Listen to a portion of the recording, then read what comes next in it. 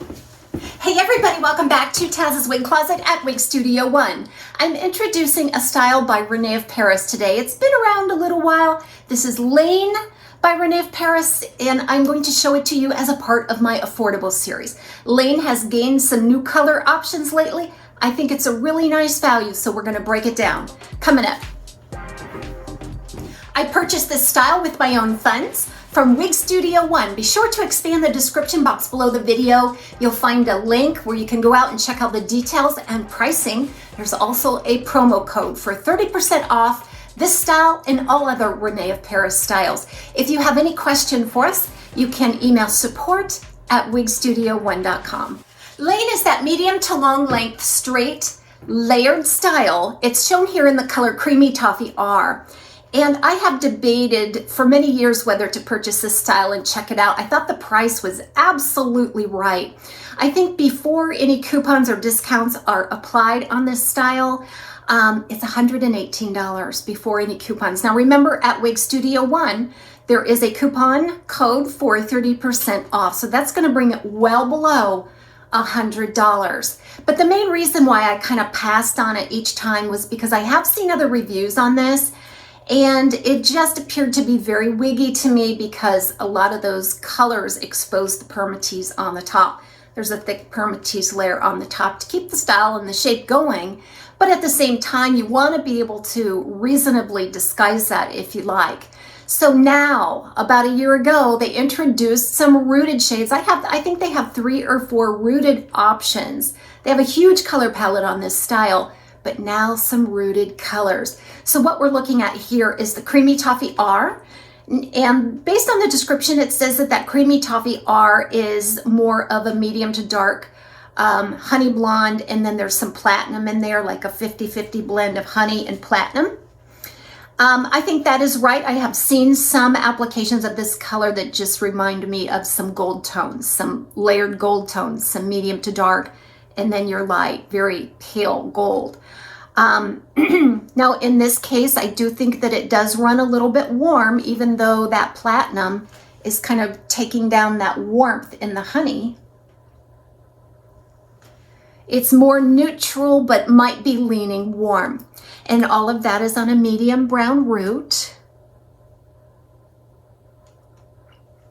So let's back up on this style. Now, isn't it a beautiful shape? Oh, it's just adorable. It's very easy to wear. It's just a machine-made cap. And what I think makes this so doggone flattering is that first layer here, which is about 9 inches.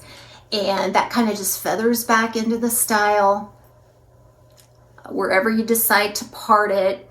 So that 9-inch layer is probably going to stretch at or below your chin. It just makes a beautiful face framing effect. It's a very feminine style. The fibers feel divine. They're very soft, very feathery, fine, light, and dry to the touch. Yet it has a beautiful sheen to it, just a nice healthy sheen. Rene of Paris Noriko makes some really nice fibers. And this one is especially beautiful on this style. As you can see, it has a wispy kind of feathery movement to it. You bring air into those layers and it just kind of separates. Now, I have not worn this for any length of time. I would imagine that if this reacts and performs similar to, let's say, the Noriko Jackson style, which is kind of a shorter version of this, more on the shag level, it kind of gets stringy throughout the day, so you're going to probably have to comb through that quite a bit. Now, talking PERMATEASE, there is a mound of PERMATEASE on this style. You want it. If you have experienced styles like maybe Angelica, the standard cap Angelica from Noriko, it's kind of along those lines. You're going to find a lot of PERMATEASE on the top. So you're going to see where it kind of starts here from the tip of the cap here and all the way back through the crown, ending in just a little bit of a bump it there. Gives it a nice, sweet, feminine, coquettish profile. But it's otherwise very limited. So you're going to have limited PERMATEASE here at the ear tab. There's some at the back. and very, very little at the nape. So in all the other areas, I think it's very reasonable. I think it's strategic to have it give you a nice high profile. This has instant glamour. Anytime you get a style that's kind of high on top, that you can get some volume and expect it to last all day, is just, gosh, you know, with your bio hair, you'd have to tease all day long and probably several times throughout the day to keep this kind of a look. So it is very glamorous looking right out of the box. PERMATEASE will settle some.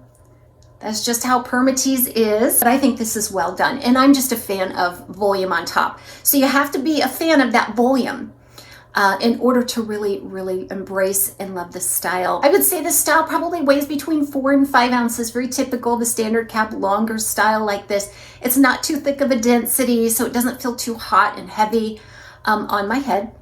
So one thing you want to know is if that 9-inch layer is just not working for you, you could put in a bang. You could put in a straight across bang. It would look amazing.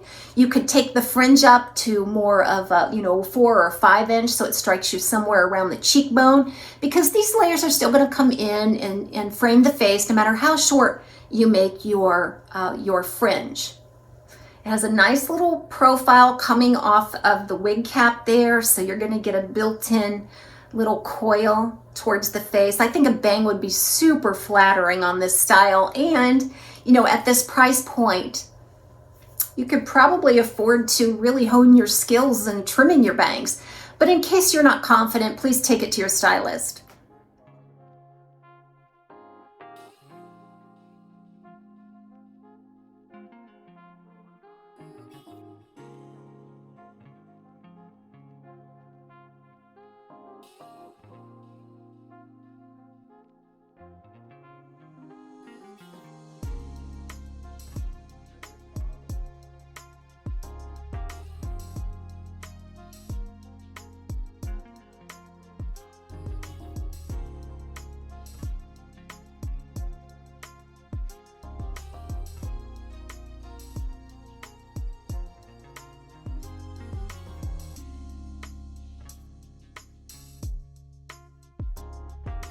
Here's an inside look at the cap for Rene of Paris's LAINE.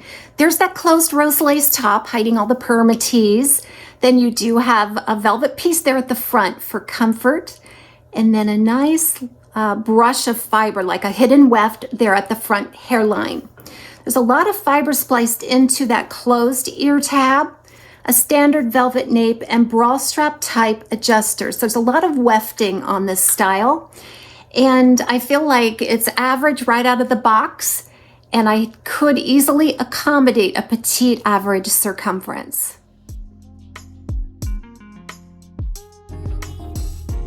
Despite the fact that there's a nice dark root to obscure that PERMATEASE, you may still want to work on the top just to make it look a little more natural. So some of the ways that I do that is I just take a wide tooth comb. I like this one because the teeth are really narrow and I can really get down into the bottom of that PERMATEASE layer. So I'm going to place the comb at the base of the cap and move it in across that part. And then what I'm going to do is just gently lift.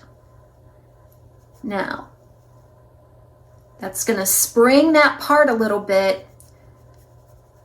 It's going to bring up the volume just a tad, but that will settle back. What I'm aiming to do here is to spring up the fiber out of the PERMATEASE layer so that there's less of a chance you can see down in. Okay, so you're going to want to spring that part. And then the other thing you might consider doing is just crisscrossing it, making it look a little bit dirty and messy, not too straight and perfect. Because this is a standard cap, you can sort of part it wherever you like. But there's just a mound of options that you would have to obscure that PERMATEASE. See how beautiful that fiber is? There's the PERMATEASE layer there. So however you want to part it. PERMATEASE does not bother me. Most people are taller than me. They're probably going to be able to see down in, but I'm not the type to care. I enjoy my wigs. The fiber is beautiful. The style is flattering. So if there's a little PERMATEASE that's peeking out at the part, oh well. There are so many ladies that are wearing extensions and different kind of hair pieces too that, you know, people just are expecting it these days. You know, they don't really bat an eyelash at the fact where you've got a little part that looks a little nesty. Heck, how do they know that you just didn't go in there and tease the heck out of your roots? So that's just a way that you might be able to obscure the permatease a little bit. So I'm going to go right into my styling segment for LAINE. I think it's going to be adorable with all this volume and length, just to work on it a little bit and show you how the fibers move and react. I hope you have a wonderful day. We'll see you next time on Taz's Wig Closet at Wig Studio 1.